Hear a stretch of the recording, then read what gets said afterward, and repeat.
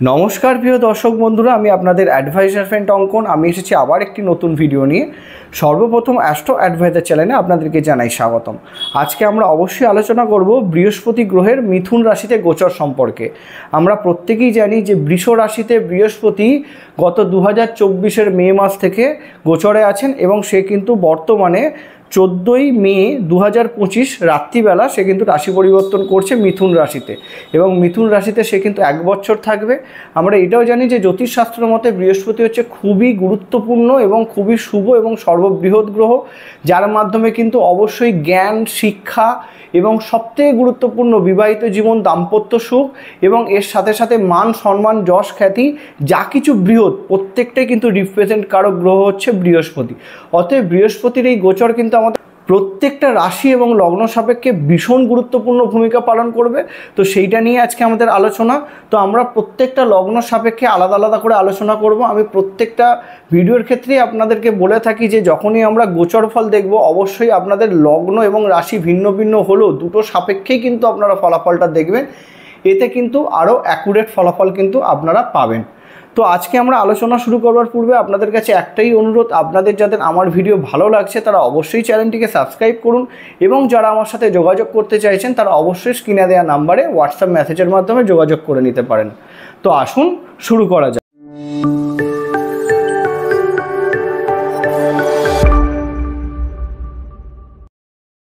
তো সর্বপ্রথম আমরা দেখতে পাচ্ছি এটা হচ্ছে বৃষ রাশি। বর্তমানে বৃষ রাশিতে বৃহস্পতি গোচর করছিলেন, যেটা হচ্ছে 2024-এর মে মাস থেকে। সে কিন্তু 2025-এর মে মাসের 14 তারিখে চলে আসছে মিথুনে। সেখানে কিন্তু সে 1 বছর থাকবে। অ্যাকচুয়াল 1 বছরই মিথুন রাশিতে থাকবে না, সে কিছু দিনের জন্য কিন্তু কর্কটেও আসবে। সেই বিষয়টা আপনাদের কাছে ক্লিয়ার করে দেবো।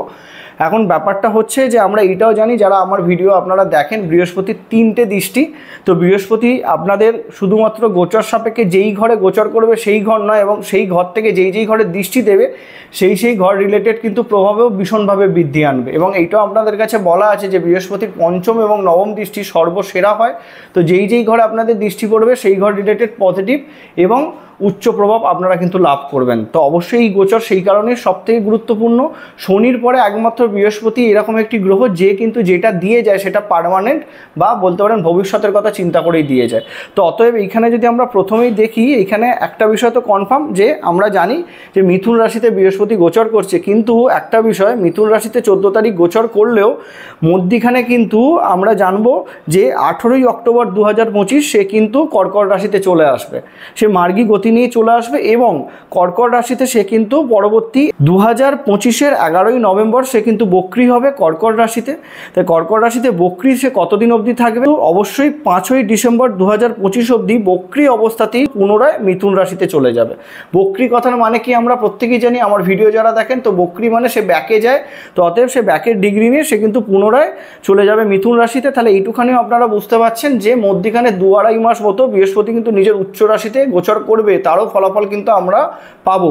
কিন্তু যেহেতু বিষয়টা আমরা এইটুখানি জানি যে মিথুন রাশিতেই ম্যাক্সিমাম সময়টা থাকবে, তো সেই হিসাবে আমরা মিথুন রাশি সাপেক্ষেই ফলাফলটা দেখব, মানে মিথুন রাশির গোচর সাপেক্ষেই ফলাফলটা দেখব বা বুঝবো। তবু আমার বলে দেওয়া কর্তব্য, সেটা আপনাদেরকে বলে দিচ্ছি। এবং বৃহস্পতি মিথুন রাশিতে গিয়ে 11ই মার্চ 2026-এ সে কিন্তু হয়ে যাবে মার্গী, অর্থাৎ সে আবার পুনরায় কিন্তু কর্কট রাশির দিকেই তার ডিগ্রিকে এগিয়ে নিয়ে যাবে এবং একদম ফাইনালি 2রা জুন 2026 সে কিন্তু নিজের উচ্চ রাশি কর্কট রাশিতে গোচরে আসবে। তো অতএব আমরা একটুখানি ধরে নিতে পারি যে 14ই মে থেকে 2রা জুন 2026 অবধি কিন্তু বৃহস্পতি মিথুন রাশি সাপেক্ষে একটা পজিটিভ ফলাফল বা মিথুন রাশিতে গোচর করবে। তো বৃহস্পতির এই গোচর আমাদেরকে প্রত্যেকটা লগ্ন সাপেক্ষে কীরকম ফলাফল দেবে সেটা নিয়ে আজকে আমাদের আলোচনা প্রত্যেকটা লগ্ন এবং প্রত্যেকটা রাশি সাপেক্ষে আলাদা আলাদা করে হবে।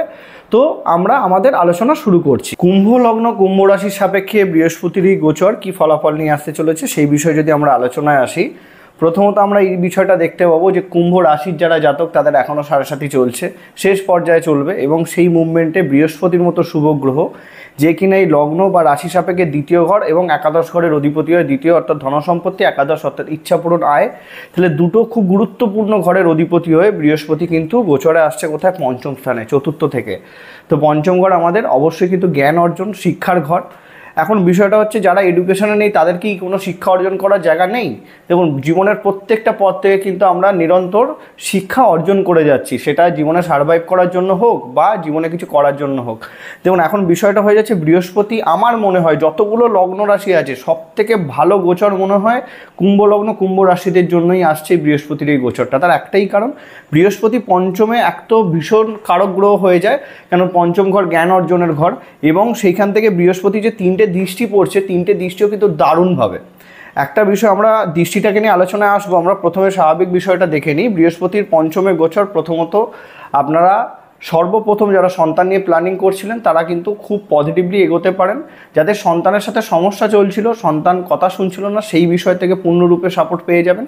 যারা প্রেম সম্পর্কে জড়াতে চাইছিলেন সেই প্রেম সম্পর্কে জড়াতে পারেন। একদম পজিটিভ প্রেম সম্পর্ক আপনাদের জন্য কিন্তু অপেক্ষা করে আছে। চেষ্টা করুন অবশ্যই কিন্তু নিজের মনের মতো সাথী খুঁজে নেওয়ার সময় এইটা।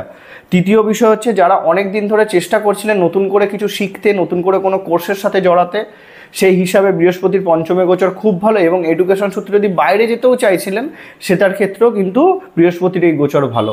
এবং পঞ্চমে বৃহস্পতির গোচর কিন্তু আপনারা একটা বিষয় কনফার্মলি বুঝে নিন, এবছর আপনারা কোনো কোর্স করুন না করুন, আপনারা যেই প্রফেশনের সাথে যুক্ত আছেন সেখান থেকে ভীষণভাবে গ্রোথ পাবেন, এবং সেই গ্রোথ কিন্তু আপনারা জ্ঞান অর্জনের মধ্যে পাবেন।